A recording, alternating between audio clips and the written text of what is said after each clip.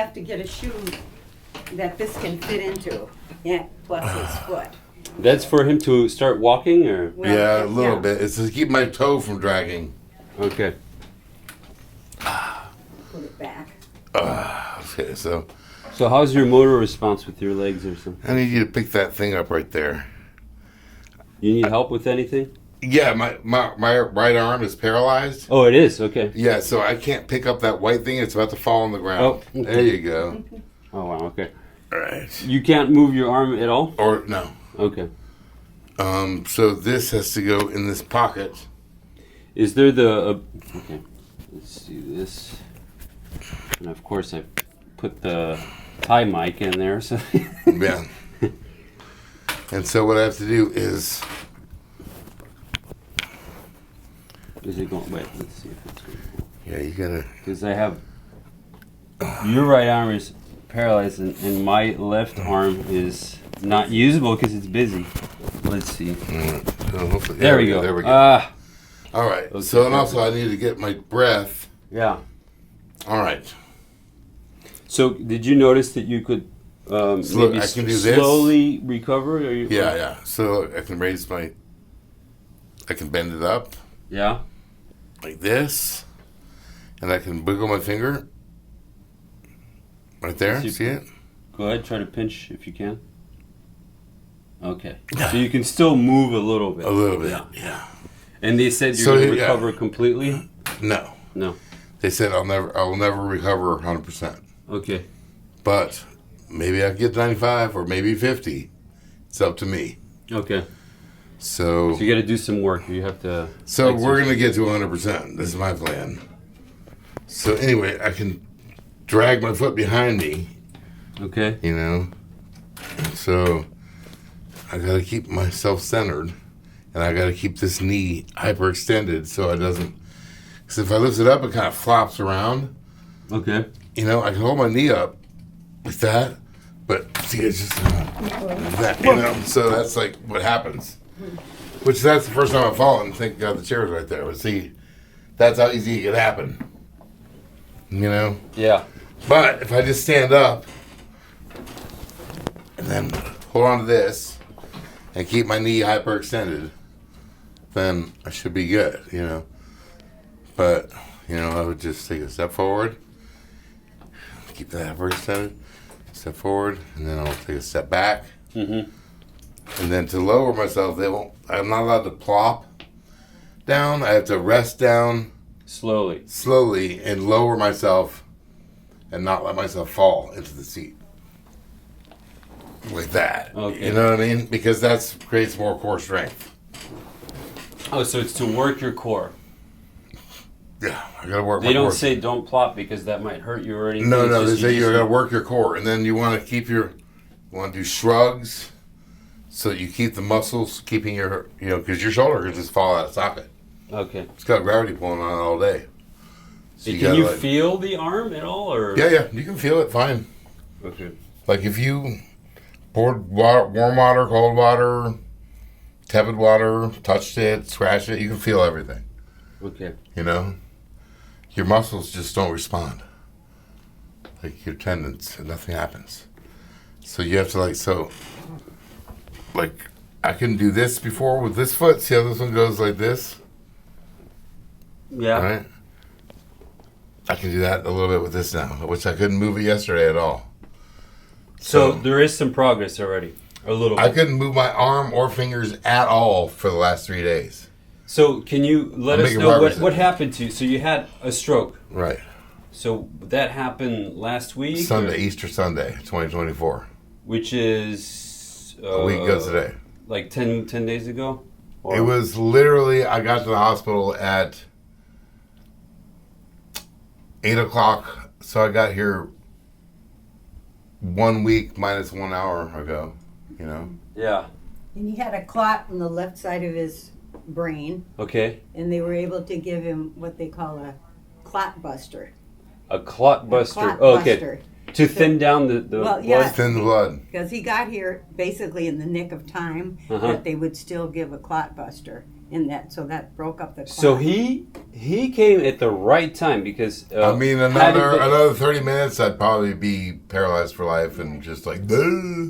Wow. Yeah. So how did you call the emergency immediately or No, I didn't want to come to the hospital. I was so pissed at the healthcare system of America, and I didn't want to fucking deal with it again. Yeah. And the last time this happened, it was a TIA, and it lasted 15 minutes, and then I was fine. And so I started calling my sister, and I was like, she's not answering, and I didn't really want to deal with anybody else. Yes, Shannon's So- the nurse. Yeah. So that's helpful. Shannon's the nurse. Shannon's a nurse, and she knows that, boy, this sounds bad. So she. Wait, so you called Shannon? That's his sister. Okay, My your daughter. sister's a nurse. Mm-hmm. So you're saying that because your sister is a nurse, No, I called her because I trust her, but, I just didn't, and so she could tell that there was something wrong. Like, how did she? Oh, I could tell. I was paralyzed in my house. I couldn't, Ah, I had to crawl to turn off the stove. I was making hash browns. okay. And I had the oven on the outdoor grill Yeah. and the pan of all these hash browns. And I was like sitting there at my table because I worked myself, I sat myself down. And I was like, oh, this might be a stroke, And I So, said, well, start who calling. called the emergency? Was it I called. you called? Okay. And, Shannon just came and picked him up, and drove him to the hospital. Yeah. But I Okay. started calling her at 4 o'clock and she didn't get her message until 7. Right. okay. She was at my house, and she didn't hear the phone Yeah. for a long time. Anyway, she finally got me in time, and it probably saved me from being an invalid, probably. Yeah. Undoubtedly, huh? And then if I'd been here like 20 minutes later, they wouldn't have given me the clot buster Wow. because they can only do it the first 4 hours. In the first 4 hours, Okay, so this is a second chance in life, huh? Yep. Would you see it that way? Yep. So, Matt and I met delivering newspapers Yep. for the Chronicle. Austin Chronicle. For the Austin Chronicle. Yep. And we had to sit in the truck together for about 8 hours, dropping Chronicles out in Lakeway at 4 o'clock in the morning. And we just had a really good conversation. It was probably last April, May, probably last June. Probably June 2023. Yeah. Because it was like 2 weeks before I quit.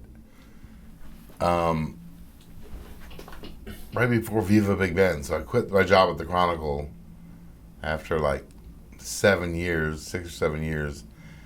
About a month before Viva Big Bend. And then I had to train, they asked me to stick around long enough to train somebody to the route.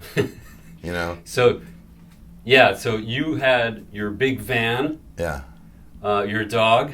Yeah. Dogs. Your dog, you had 2 dogs that Yeah. night? Okay, I can't remember. See? Yeah. Benny's 7 years old, and your dog. Pongus is 4.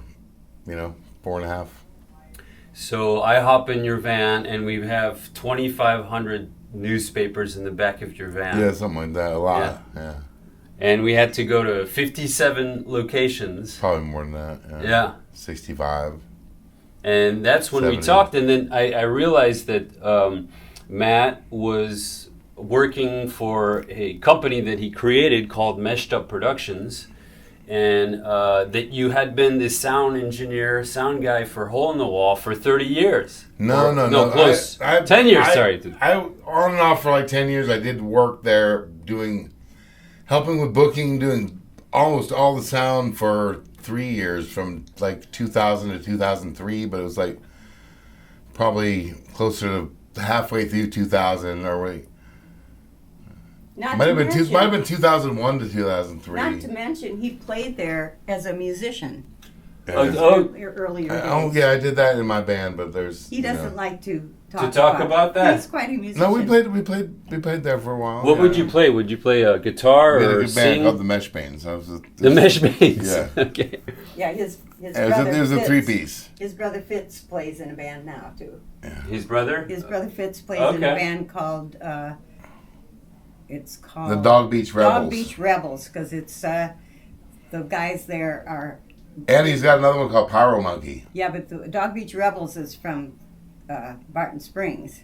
It's on the Dog Beach is on the other side of the the springs where you can take your dogs. Okay. So it's called the Dog Beach. The Dog Beach. So the band is called Dog Beach Rebels. But Matt and Fitz used to play together, and they played at the. Can you Hole in roll Wall. that toward me? Oh, yeah. Don't You Push want- it up against this door. You want a banana or? No, push you this good? up against the door. Oop. don't lean on it because Or it's yeah, not. like that. It's Because like I want that. to give him room to shoot, but I want some Yeah, there you raspberry. go. Get some raspberries. Okay, So, Yeah, we'll see. I'm gonna oh, go. you're out? Okay. Yeah, she has to go get these shoes before the place closes. Yeah. Okay, okay. Okay. Bye. It was Bye. a pleasure to meet Nice you. to meet you too. Yeah. Take care. I'll see you Olivia. around. Okay. You want this open? No. Oh, yes. Yeah, that's fine. Just leave it. Okay. Okay. See you later. Yeah. So, So, yeah. So that night, delivering the Austin Chronicle, we discussed about. Well, I discovered that you were involved with a sound production company. You do events and production, and that you had collected over the years all this equipment so that you could throw concerts left and right. well, I started the company because I didn't know what else to do when I started, I've been running sound and doing booking for so long. It seemed the only logical solution to not having a job would be to start my own production company. Otherwise, I'd have to go get a job. So, And I didn't know how to get a job because I've been doing sound and booking for 30 years. So I didn't do the hole in the wall for 30 years. you did, yeah, no. I've been doing this for 30 years. You know? So you were involved with sound for 30 years, weren't you? Yeah, but I was like, I didn't just do sound at one place. Like if I booked a show at a bar, and I probably booked bands at about, 25 or 30 bars, over the time I've been doing it. I could run the sound there because if I booked a show, I could run the sound. I could be like, hey, don't worry, I got it. I'll do the sound, Okay, so you're booking shows left and right, but you also were doing the sound. And how did you learn the sound skills? We're going all the way back there? Yeah, we're going back. Well, I mean, if you want to get into it, like in the 80s, if a band was practicing or we had it set up in a garage or something like that, I'd always like to turn the knobs. Like, I mean, even when I was a little kid, like 5 years old, I would always play with the knobs on the stereo to adjust the sound, Mm-hmm. So, and I was listening to the Beatles when I was like 5 and stuff like that. But like, I don't know, when I started going out in my later teen years and going to see live music on the Austin music scene, I knew I wanted to do that because sound sucked in so many of the places you went. Like, I didn't go to that many places. Mainly, I would haunt the Black Cat, the Black Cat Lounge. I just remember crystal clear still to this day, like walking in and hearing Soul Hat was playing and Billy Cassis was playing a guitar solo, and it's at the stage at the end of the bar, And I was like, he looks like he's rocking. I wish I could hear his guitar because I can't fucking hear his guitar, Okay. And the sound system was just a powered PA behind the bar, which was right by the front door. And they would plug in the microphones and maybe a kick drum. I don't know what they had plugged in. But from my memory, it was like an 8 to 10 channel, or 6 to 10 channel powered PA, So I don't know if they were micing the guitars. I didn't know anything about that because I was 17 years old, 18 years old. But I wanted to learn, So I started. When I went to shows, I would hang out with the band and the sound guy. I would talk to the band, hang out with them backstage or out in the alley, and then I would hang out with the sound guy because I was fascinated. And then after, living life and being around bands, I booked like Ian Moore in my parents' house rec room when they went out of town. When I was like, it was like 1988. you know, and 87 or 88. And, you know, basically, that's when I realized you know, if you want a band play, you just call them. It wasn't rocket science, you know. So I was like, my parents went out of town. They said, don't have a party. Whatever you do, no parties. Which I hadn't thought of that, you know. I was like, oh, yeah, we should have a party. Okay. And then so I had a bunch of friends spend the night, like, and we all called like our friends the next day. So we were like, let's have a fucking party, you know. And so then somebody would call and say, hey, you should call Ian and see if he wants to play. So we called my friend Ian Moore, in moment's notice, and they were like, well, Ian was just starting to get paid at that time. He was already, you know, like we're both 17 years old. But he was starting to get money for gigs and being kind of well-known about the town. And I think he asked for like $100. And I was like, dude, I don't have any money, but we have a keg of Shiner. And he was like, we'll do it. We'll be there, you know. Okay. So we did that. But then I think I caught the bug early on.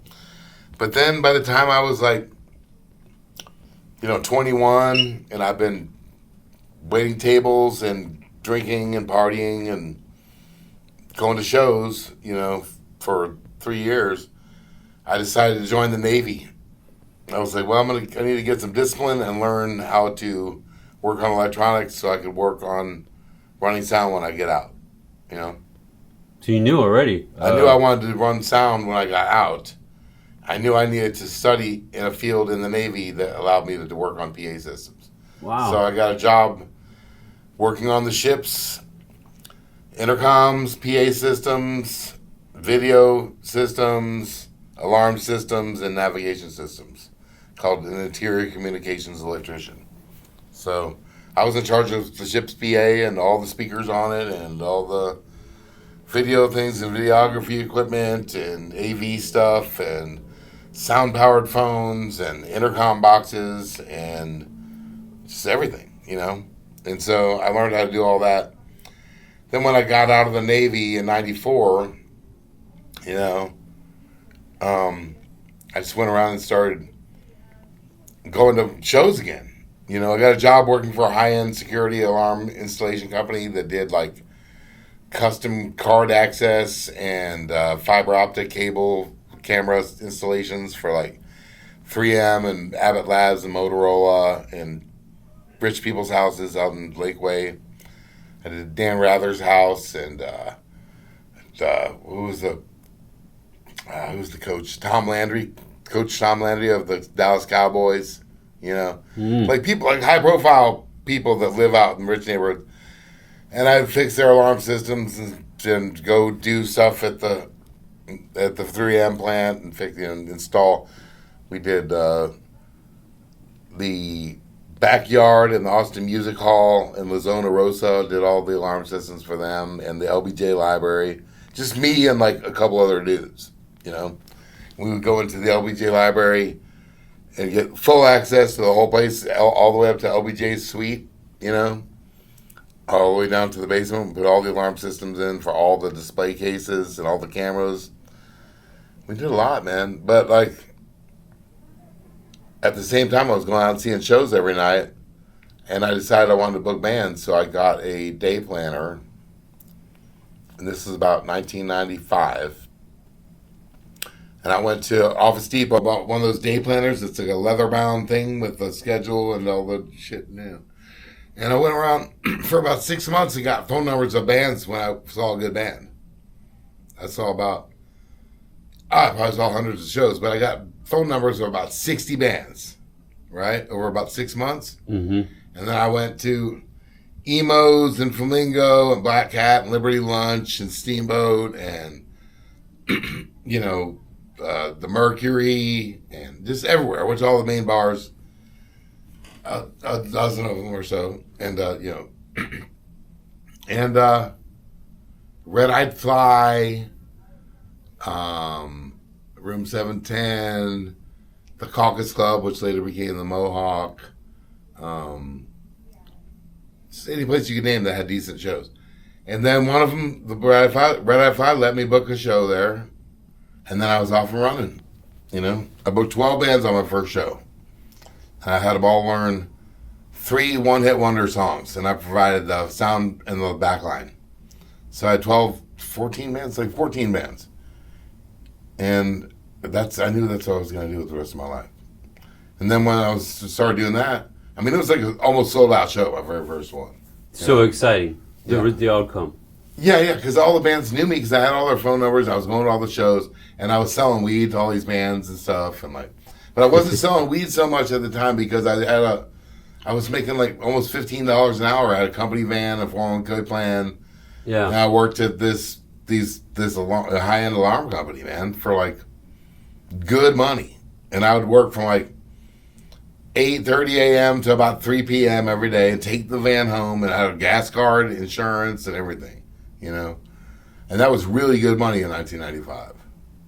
Like, dude, that's good money in 1995. Yeah. $15 an hour. Yeah. But eventually I quit, and then I realized I needed to do it more, so I got another job doing that. And then that company got bought out, and I got laid off, and they gave me a $3,000 severance check. And that was the last time I kind of had a real job. And that was probably 1996 or 97. Probably 97, to play it safe. And then I started, doing sound and booking bands. And then in 2000, it was either Christmas night of 2000 or Christmas night of 2001. But the guy that had been running sound there, his name was Spot, and he's like a famous record producer for punk rock bands from the 80s or late 70s and 80s on what's that label? He did like Black Flag and Husker Du and Minor Threat, and he's the engineer on all these records. And he was the sound guy at the Hole in the Wall, and he would always let me sit next to him. My girlfriend was working there, at the time, and she was like I think she was just a waitress at the time, but she became the general manager and bartender there, managing bartender. But Spot would let me sit next to him with the soundboard. I was working at Delaware Subs and selling weed, and like booking shows and getting a little bit of money from that, And I was booking a lot of shows. I mean, I was booking like Hoot Nights and stuff. But like, they called me on Christmas night because that's their karaoke night. Christmas karaoke is their busiest night of the year, like a hole in the wall tradition kind of thing. Mm-hmm. So, Spot just refused. He's like, I'm not running fucking sound for a karaoke machine, And he was always telling me, hey Matt, when I get this job, I'm gonna tell them to call you. He kind of talked funny like that. And so, but he's a great guy, and he fucking was true to his word. And he quit that night. He was back soon. He was a bartender soon after that. But he quit that night because he wasn't gonna run sound for a karaoke machine. And they called me on Christmas night, and we were having Christmas at my sister's house. And they were like, yeah, Spot just quit. Can you come and run sound? He said, we should call you. And I went, I'll be right there. And then from then on till now, I've been connected to that bar, So Christmas is a very special day for you. It's one of the busiest days of the year at the Hole in the Wall. So Christmas is a special day for... Christmas is all right. But anyway, I started doing it then. And then I ended up running sound there for all the shows every night, happy hour on, like pretty much 7 nights a week for the next 2.5 years. So that's where you got the meat. That's where I got the core of my learning. Yeah, of your learning. Yeah. Yeah. That's where I got to know those bands. And then I did that for, basically from 95, I in the music thing, booking and stuff, and then starting to do sound for like 96 till about 2014. And just barely sustaining a living, It was like working in the bars, booking stuff, tried to start my own band for a while, and that actually paid, and paid my members of the band. And my rent was so cheap at the time I was doing the band, the Meshbanes, that it actually paid my rent because I think I was only paying like $400 a month, So I felt like I made a little success, but like by that time I was just too old to be around the bars. I couldn't do it anymore. Just like I didn't want to be a part of, you know, the new scene coming up. It was just a bunch of cocky rockers, you know, and like, and I was cocky when I was young too, but it's like, I don't really want to do, you know, that's where people learn, and that's where you get into the business and you learn how to learn your craft and you practice and you write songs. And, you know, at some point, if you're an older sound person like me that's been around all the bands starting out, then you start being like do you have to like be their babysitter or train them how to work a microphone or how to, you know, they can do whatever they want with their amp, but don't play so loud. You got a mic now, you know, like, well, let's make your sound right, you know. And so you're always training new people, and like the new people are coming along, and I was either going to have to get a job or start my own production company. And that was 2014, and by then I was living in a room above Hotel Vegas, you know, and doing sound downstairs and doing sound at Mike's place next door. The drummer from the Ian Moore band, the first band I ever booked, you know. But I was really resentful of him because I didn't feel like he was paying me enough, and I would like slip 12 packs out the door, you know, when nobody was looking. You know, and shit like that. And so that was kind of shitty of me too, but the whole thing was disenchanting. By that time I was just over the music business, you know. You didn't feel respected or valued. I didn't feel respected or valued, you know, at all. And so, you know, so I didn't have any value or respect for myself either, I guess. But I did still, you know, and I fucking got a phone call while I was living above Hotel Vegas from a friend of mine's ex-husband, you know, that I went to high school with her. And she said, hey, my ex-husband's going to call you. He's opening a motorcycle shop and he needs a stage and a PA system and a sound guy. I said, okay, I'm calling, you know. And I was hurting for rent. I was like sitting there at Hotel Vegas. I remember I was hanging out with some girl and we were in my room, and I'm like, yeah, okay, all right, well, yeah, sure, I can do that, you know. And then there was this guy calling to ask me to bid on a job on a 16 by 16 foot stage and four-way lights, like a 24 channel board or whatever, and then 5 wireless mics and like 10 like wired mics and a set of drum mics and the board and the speakers and, you know, 4 subs and 4 mains and all this and 5 monitors. And so I didn't know how much all that cost. But I'd been around this shit for long enough by 2014 to like kind of guess. Mm-hmm. And I'm talking the stage and everything. So I said $2,200. I think I said 22. No, it was $2,400. That's what it was. I said I can do it for $2,400. He goes, okay, man. I got some other bids. You know, I'll let you know.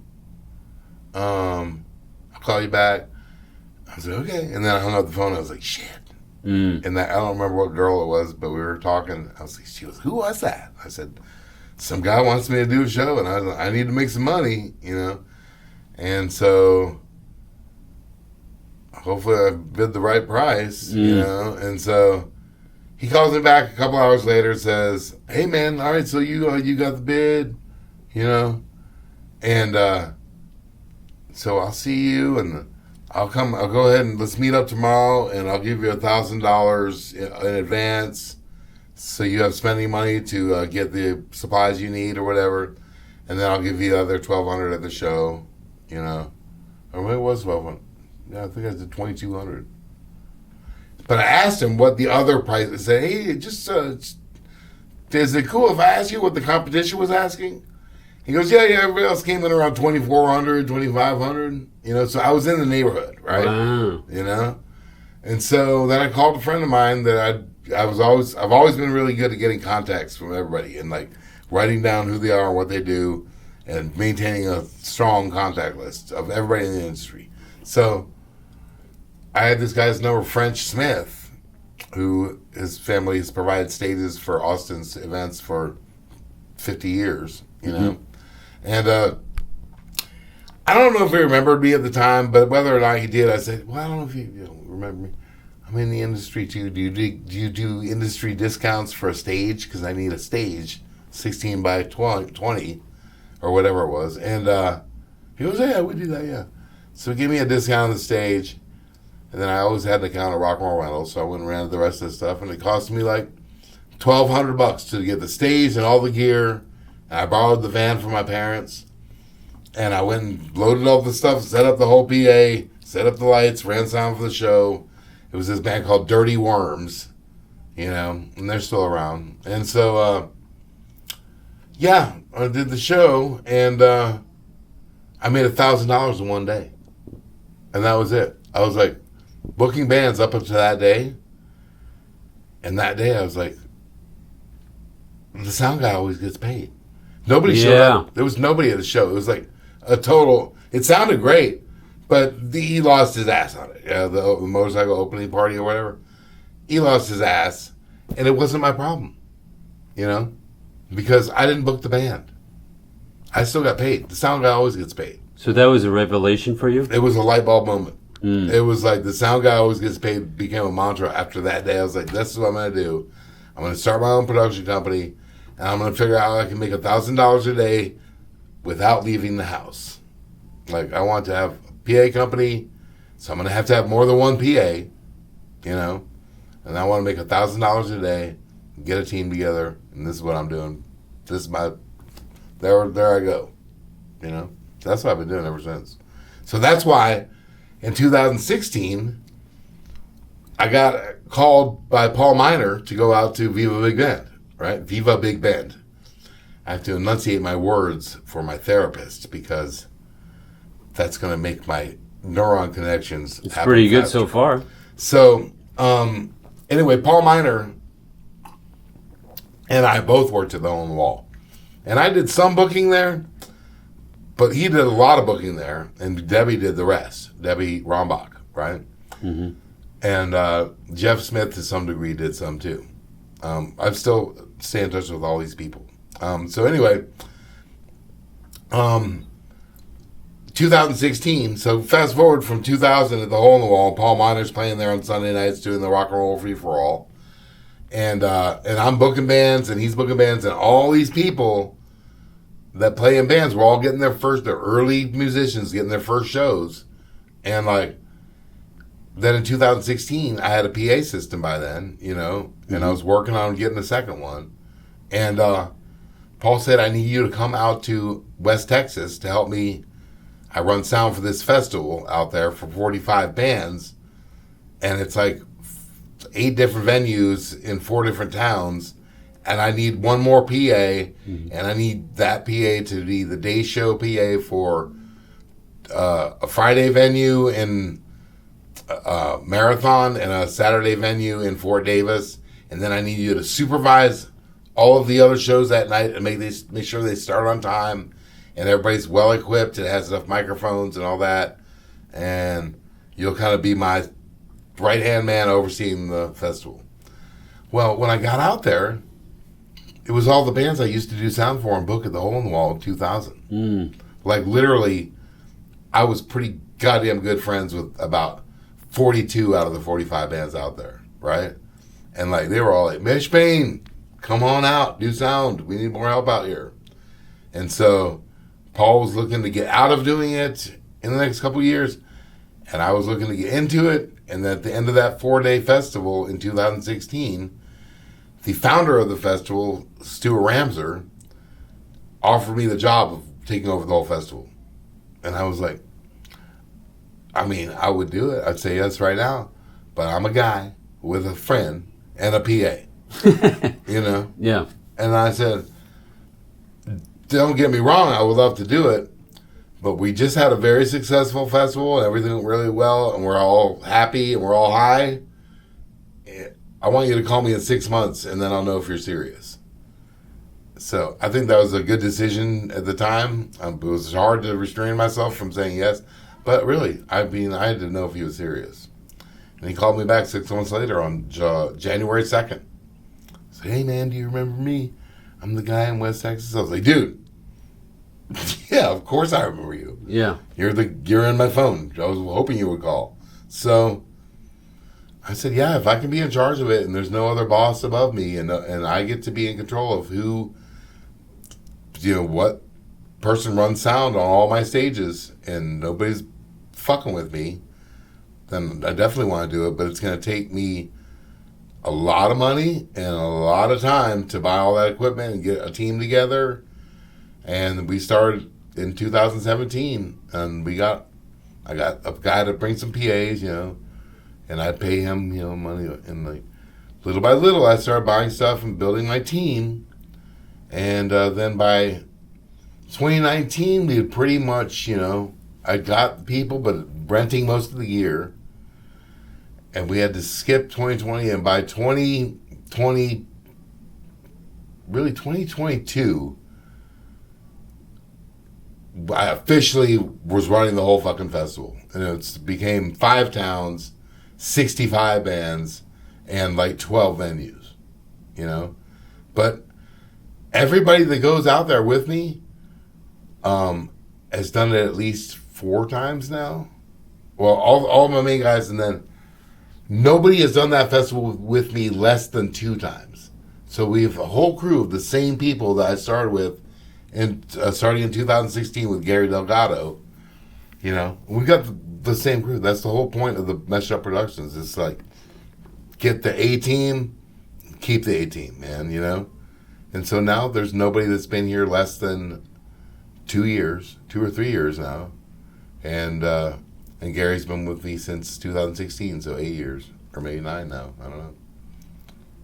So that was your dream. And when did it become very serious? It was when that festival, when they offered you? Yeah, when on January 2nd, 2017, when Stuart called me and said he was serious, I got serious. And I was like, okay, well, if I can get enough PA equipment to run 6 stages simultaneously, which is that requires at that festival, and own all the equipment and have the crew to do it, I can go all over Texas to do this. Then I'll be set for life, because then I can go wherever I want.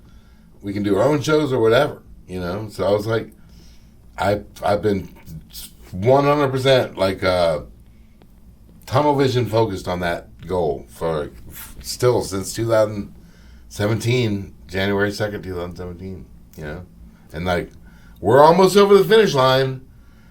And we're transitioning to like a worker-owned business and all that stuff. And then I had a fucking stroke. And now I can do this. Look, I couldn't do this 2 days ago. Okay. Couldn't move my hand at all. And I'm surprised that your brain capacity is perfect. I mean, I can't hear any lapse or anything. So yeah, that's encouraging. It's very encouraging. But what can I say? You got that resilience, huh? Well, man, like I didn't fight this long and this hard to have it all taken away by a little bit, I'm like, we're gonna go forward. That's why I want you to film this and like be on it, man. Film this shit, man. Like. So why? And were film you not just me, but the crew and shit, like what they're doing. Absolutely. Why were you delivering newspapers still? Because Paul Miner loaned me, he made me buy all of his equipment. And I didn't really need it. I didn't want it. He had a bunch of old, outdated shit. But he did have a shitload of microphones, and a shitload of microphone stands, and a shitload of dry boxes, and a shitload of this and that, And it was all stuff I desperately needed, that I didn't know I needed. But I was broke. I was like, dude, how am I going to buy this? He goes, I'll give you everything for $12,000. Come and get it. And I was like, no, dude, I don't have $12,000. He goes, don't worry, Meshbane. Don't worry, Meshy. He calls me Meshy. He's like, don't worry, I trust you. I'm like, okay, okay, later. And then 2 weeks later, he calls me. I wasn't going to buy shit. I was like, I don't have any money. Paul's crazy. 2 weeks later, he's at his storage space and he says, hey, come and get your shit. And I was like, what shit? He's like, you're buying all my PA equipment. You're taking it home. It's yours now. And, you know, he was right. And so, and he said, anyway, I don't want to do the Chronicle anymore. And you can take over my Chronicle route and just give me the money from that. And that'll help you pay off the debt. So I did that, and I kept doing gigs. And I paid him his $12,000 in 14 months. And I also bought a building, a storage building, to keep everything in, which was like $6,000. So in under 2 years, I paid off, or in about two plus or minus years, I paid off the building and Paul Miner and had a bunch of equipment. And I started being on the road to having and that was starting in 2017, you know? And that's where we got the ball rolling. So Paul Miner's equipment helped you a lot. Yeah, all those microphones, and the cables, and but mainly all those fucking microphones and stands. Because you know, microphone is one microphone's $100. Yeah. I got like 75 microphones, you know, and like I probably got 6, 8, 10. No. Well, I probably got 50 stands at least, you know. Well, you'll have to show us all your equipment and storage room. I don't think I'm going to be back at my house for at least a month. A month, okay. Yeah, because I got to be able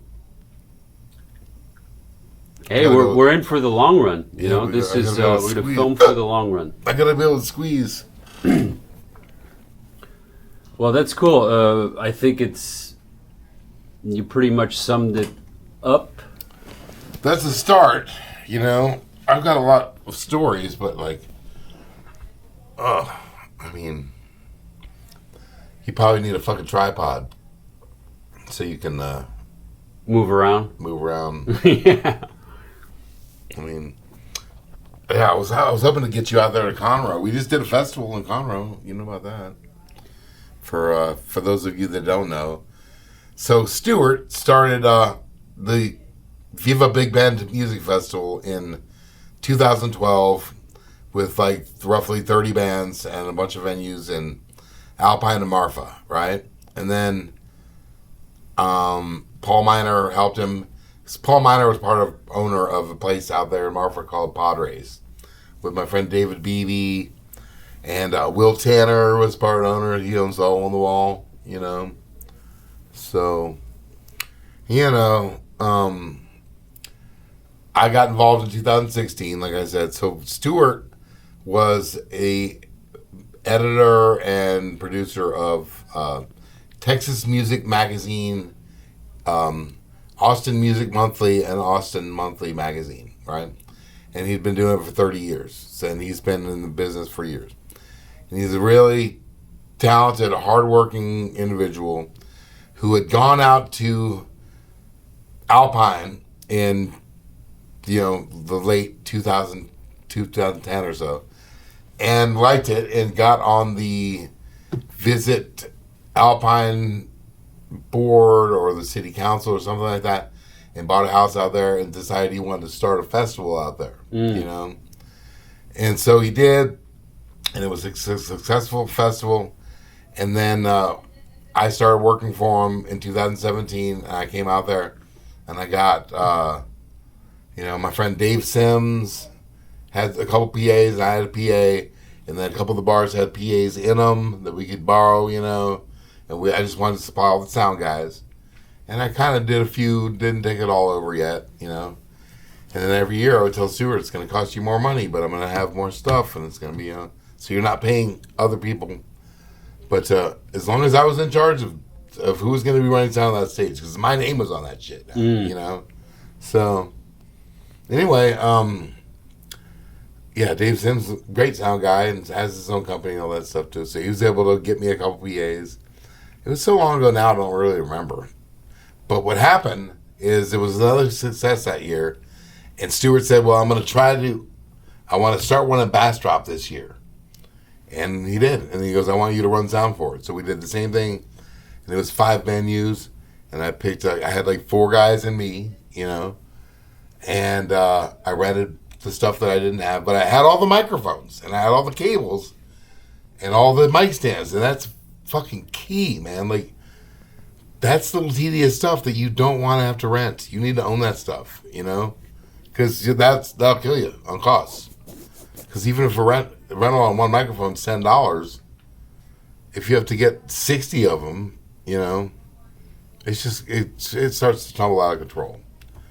So we did, and the very first Bastrop Music Festival was 2017, and you've been to it. You went to it last year. That was amazing. I mean, I've never been to a large-scale festival, actually just once, but not a music one. But it's not like a large-scale festival. It's Well, like for me, it seemed like a large-scale festival because there was a concert in every little bar.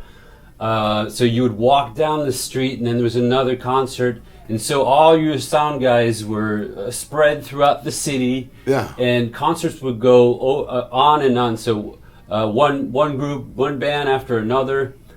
It was amazing. And the city is small enough where you can just walk from one event to another. It's like a block. Yeah, I had so much fun. It's really taking cool. pictures and but yeah. But we started that festival with Stuart, and then in 2021, the year after COVID, and we had been planning this for a long time, he said, let's do another one in Conroe.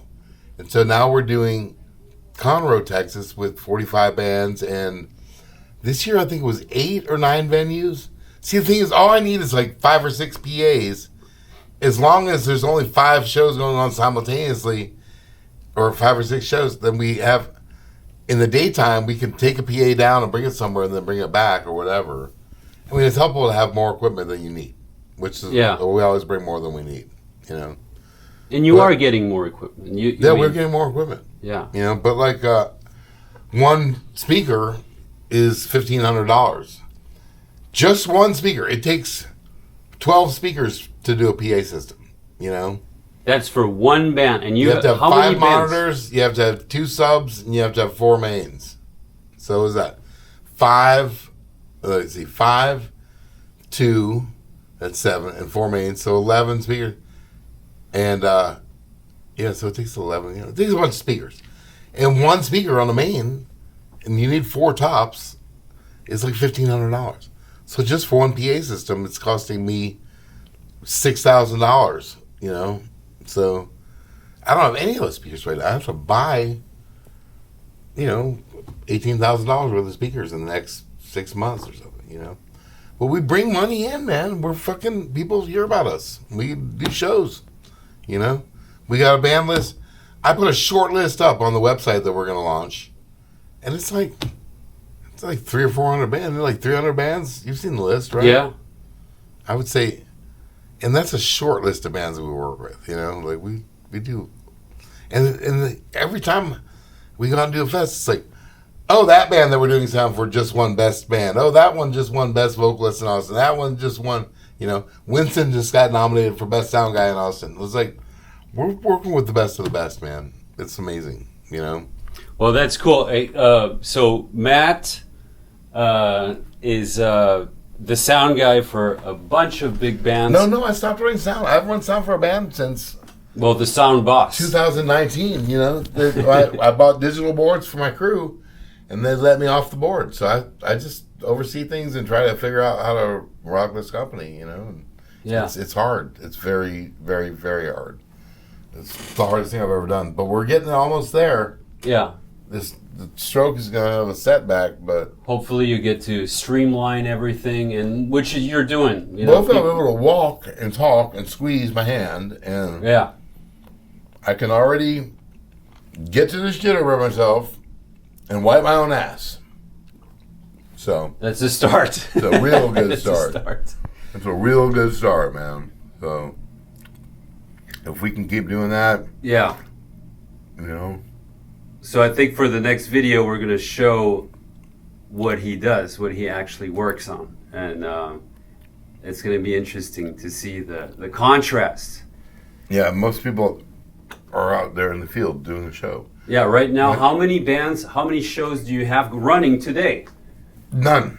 None. Okay. No. None. But No. you had some, No, the reason that we don't have any today is because the purpose of the shows is to celebrate the solar eclipse. Yeah.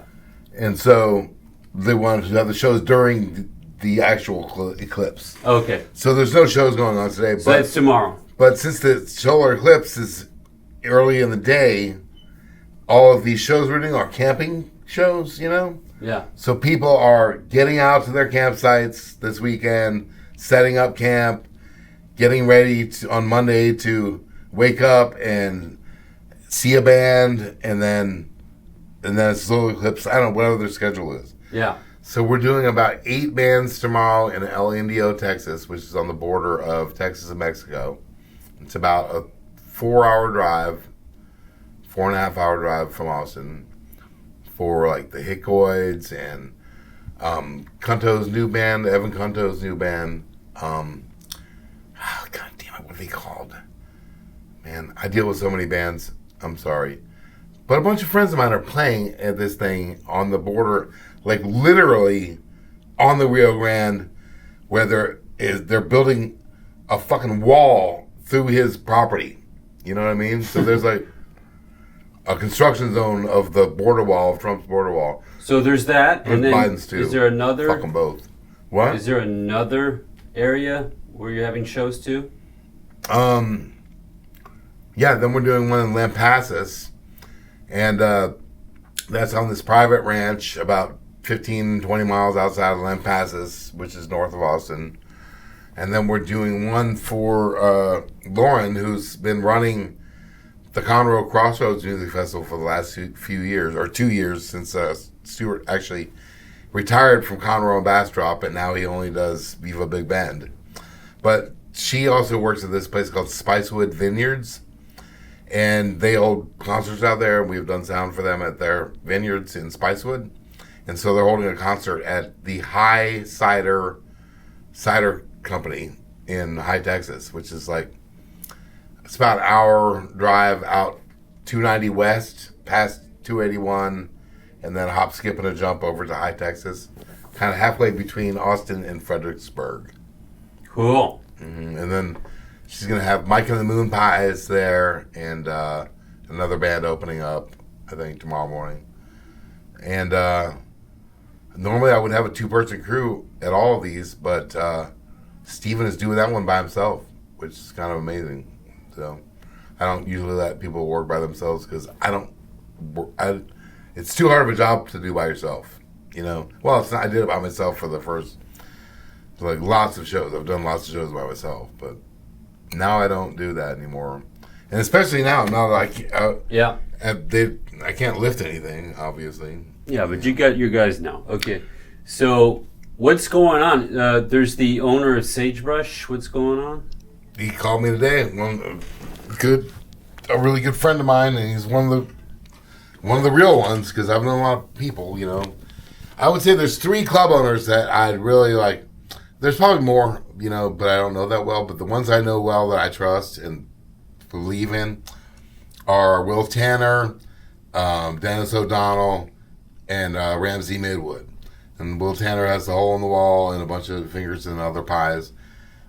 Dennis O'Donnell has the Sagebrush, and he founded the White Horse and stuff. And Ramsey Midwood, used to let me open up for his band at Samstown Point, and now he owns Samstown Point. And those are the 3 places of all that are the most magical places, you know. They're amazing. And, yeah.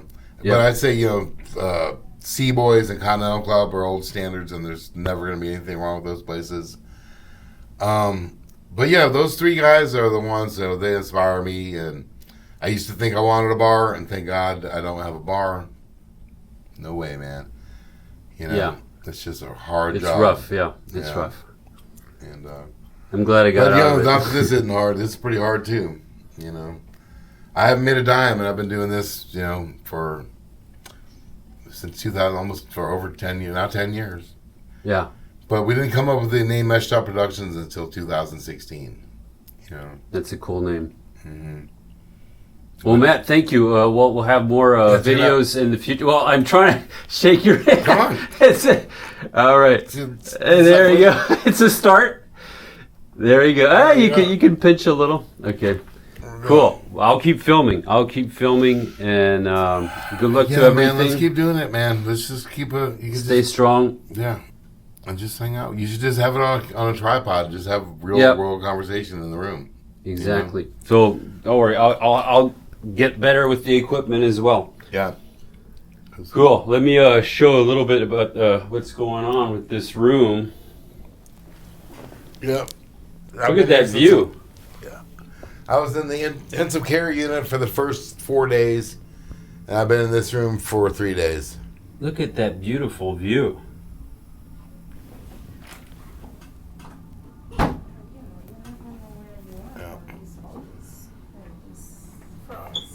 Hello. Hey, how's it going? I'm good. How you doing? Oh, hi. I was filming. We're having an interview. Is that okay if I film you? Yeah. No? Yes, it's fine. Yeah? It's definitely fine. Here, I'll just film Matt. Yeah. Okay. We can blur you out. You feeling okay? Yeah. Okay. All right. Bye. Bye. Are you done for the night? I am done for the day. She's Oh, taking that's good over. for you. Yeah. Thanks All for taking care of me. Thank you. All right. Thank you. You're welcome. I wiggled my finger. Let me see.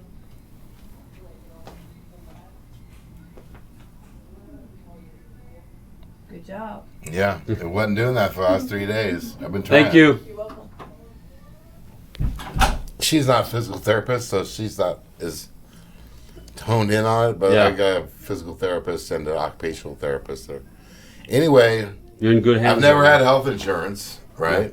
And that's why I'm in this position, because America's healthcare system there isn't one, you know, unless you're part of the privileged people that think that it's just natural. You don't get it. We don't have healthcare. You have death care here, you know, and so. Yeah.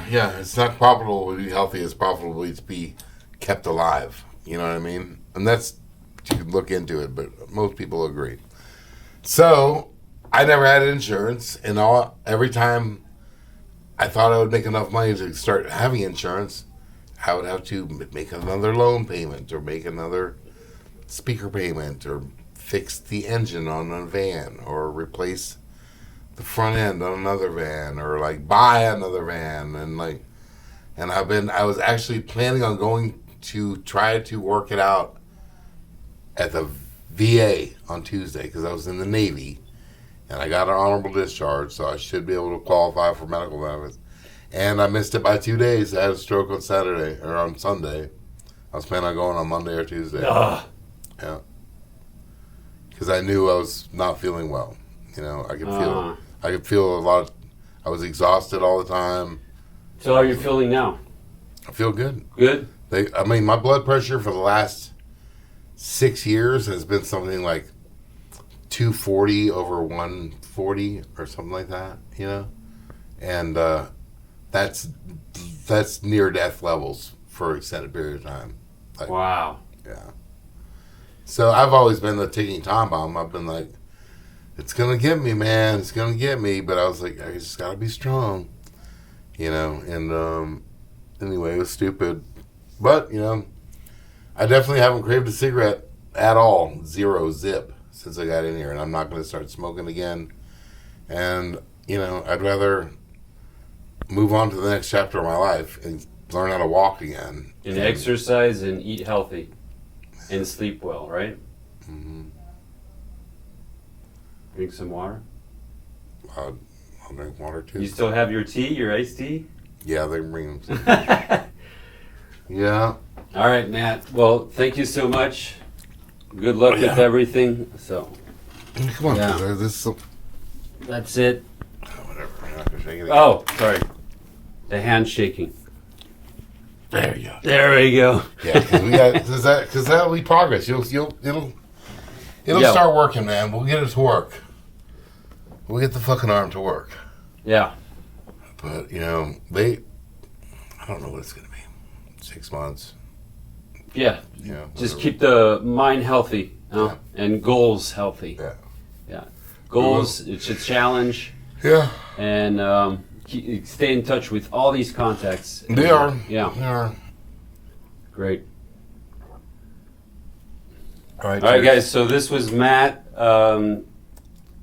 Really interesting guy, and he showed me how to deliver the newspaper, the Austin Chronicle. Yeah, that didn't last long, right? It's like, okay. I don't Okay, know why I'm I did done. this. I don't know why I did that long. It was crazy. I mean, you had to. There's roadkill. There was. It's put a lot of wear and tear on my van. Wear and tear on the van. Yeah. It's late at night. You're tired because you can't go to bed because you have to start delivering at 2 a.m. and then deliver till. And you want to go fast enough so that you don't get stopped. So that the traffic doesn't get jammed at 9 a.m. or 8. Yeah. And and all these stop signs that you really have to stop to because police will stay and In wait Lakeway? at these strategic places Yeah. to give you tickets. So it was Yep. quite a trip. All right, man. Okay, so I'll see you later, huh? All right, I'll see you later, man.